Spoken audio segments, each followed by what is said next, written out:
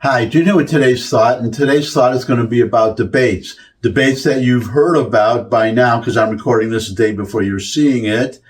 Biden has accepted Trump's challenge to debate. Now, there are going to be two debates. My understanding is that the dates are June 27th and September 10th. Now, what's good about those two debates is that they will, unlike the last debates that took place between the two of them in 2020, this time both debates will be well before early voting starts. So that was a problem before, that people were already voting before the first debate even happened. So that is good. And there's another good thing I'm going to get to there's a video I'm going to show you of Joe Biden, and it's of him accepting the challenge. But there's something a little funny about that video, and I want to see if you notice it. But first, Biden has accepted the debates, but he's put conditions on the debate. So he's saying he'll debate, but only under certain conditions. And here are the conditions. Let me put them up. The actual Biden debate news today: Biden is refusing to debate Trump in front of an audience of voters. So that's one condition, no audience. And then his campaign is demanding big guardrails for Biden, including no audience, no RFK, Robert F. Kennedy Jr., no Trump remarks during Biden's answers, and only Biden-friendly outlets and anchors can moderate, from CBS, ABC, CNN, or Telemundo. So the venue, everything he's setting conditions that are all favorable to Biden. Now, there's one more condition that isn't mentioned here, one with which I agree, actually, which is that when one person, as soon as one of the candidates has spoken, finishes a lot of time, the mic automatically shuts off. And when one candidate is speaking, the other candidate's mic is shut off. So you don't get this interruptions and I agree with that. Actually, my preferred format would be the one that was used for the first Kennedy-Nixon debate, the first one. The second one was a standard one where you have each two lecterns and you have each candidate behind a lectern. But the first one, which I haven't seen since, and as you can tell by my looking at my age, I've seen quite a few presidential debates. There was only one lectern for the first debate, and there were two desks that were set back from the lectern, and the two candidates sat at those desks, and they had notepads so they could take notes of what they want to talk about. But what would happen is that one of the candidates would go up to the lectern, approach the lectern, say what he's going to say, and then he would sit down and the other candidate would get up. So you didn't have them both on stage at the same time facing each other. You had one candidate at a time speaking, and you could focus on that one candidate because the other candidate would be sitting, actually not even be visible sometimes, because the candidate speaking would be standing and the candidate not speaking would be sitting. So that's what I would love to see.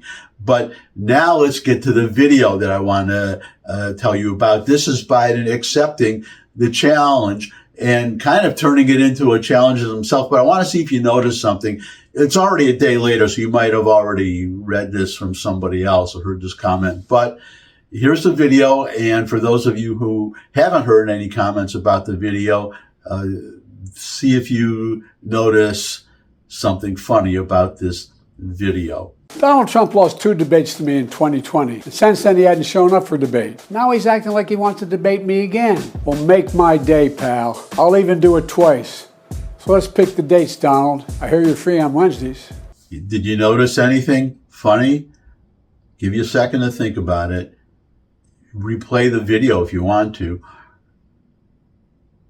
All right, it's a 14-second video. That whole video, 14 seconds, and there are 5 edits. And they're not 5 edits taking different angles, dramatically different angles, but they are all of him facing forward, and there are 5 edits. There's no reason for those edits except that Biden couldn't get through 14 seconds.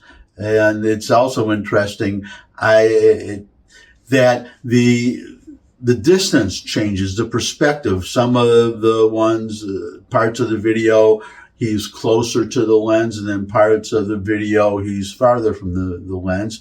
I guess he's not reading from a teleprompter.